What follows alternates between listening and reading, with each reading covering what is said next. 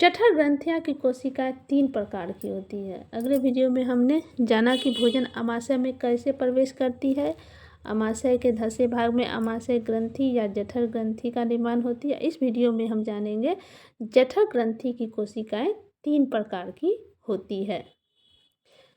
पहला है श्लेषा या म्यूकस कोशिकाएं। जठर ग्रंथि की कोशिका कितने प्रकार की होती है? वो 3 प्रकार की होती है। इसकी ये जो कोशिका से बनी 3 प्रकार की कोशिका से बनी होती है। पहला होती है श्लेषा या म्यूकस कोशिकाएं, दूसरा होती है भित्तीय या अम्लजन कोशिकाएं तथा तीसरा होता है मुख या जाइमोजिंग कोशिका। इन 3 प्रकार की कोशिका से जठर ग्रंथियां बनी होती हैं। श्लेषा, भित्तीय तथा जाइमोजिन कोशिका से। इन 3 प्रकार की कोशिका स्त्राव का सम्मिलित रूप जठर रस कहलाता है। इन कोशिका का जो सम्मिलित रूप है ये तो एक रस तैयार करता है जिसे हम जठर रस या गैस्ट्रिक जूस कहते हैं। ये भोजन पचाने में बहुत मदद करता है। जठर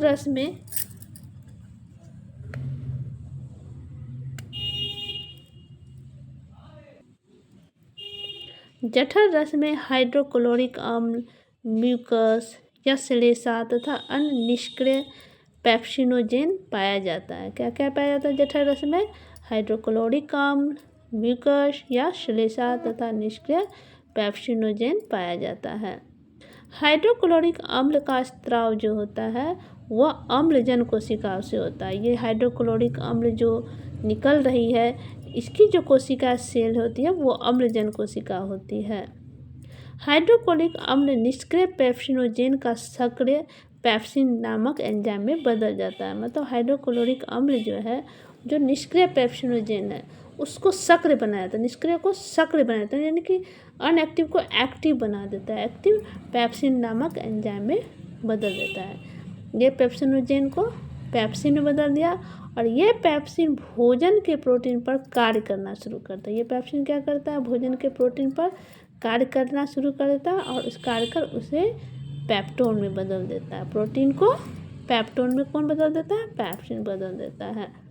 हाइड्रोक्लोरिक अम्ल जीवाणुनाशक की तरह कार्य करता है तथा भोजन के साथ आने वाले बैक्टीरिया को नष्ट कर देता है। जितने भोजन के साथ आने वाले बैक्टीरिया उसको नष्ट कर देता है।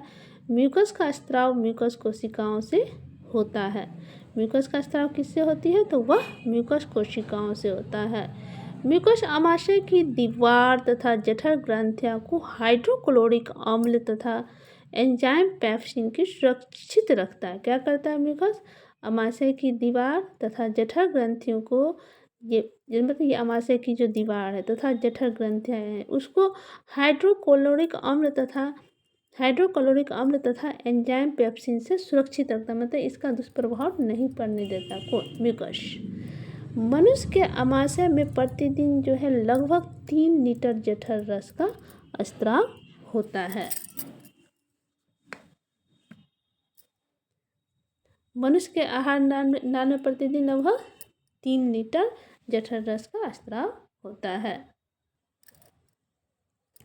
आमाशय की ग्रंथियों से कभी कभी अत्यधिक अम्ल स्त्राव होने लगता है। मतलब आमाशय की जो ग्रंथियाँ उसे कभी कभी अधिक हाइड्रोक्लोरिक अम्ल जो है स्त्रावित यानी बहने लगता है, जिसके कारण इसकी दीवार को सुरक्षित रखने वाले जो इसकी दीवार को जो आमाशय की दीवार को जो सुरक्षित रखता है म्यूकस उसका स्त्राव घट जाता था। ऐसी स्थिति में आमाशय की दीवार की आंतरिक स्तर पर कहीं कहीं गोलाकार अंदर की ओर कुछ धंसा हुआ घाव निकलता है।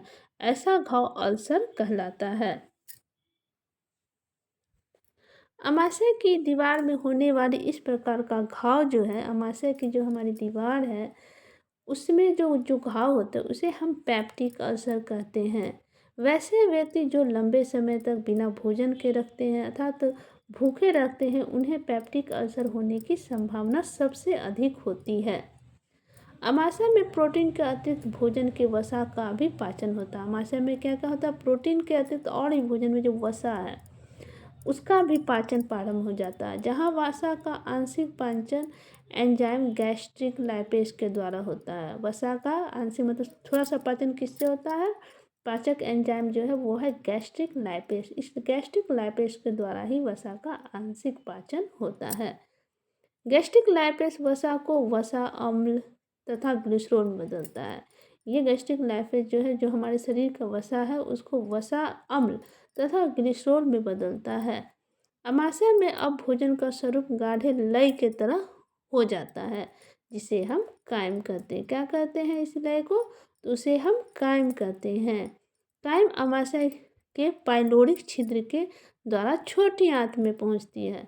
अब ये कायम कहाँ जाते हैं? अमाशय के एक पाइलोरिक छिद्र है, उसके द्वारा यह छोटी आंत में पहुंचता है।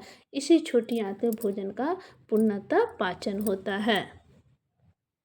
अगले वीडियो में हम पढ़ेंगे छोटी आंत में भोजन का पाचन कैसे होता, मतलब आगे का पाचन छोटी आंत में कैसे होती है, यह हम नेक्स्ट वीडियो में पढ़ेंगे।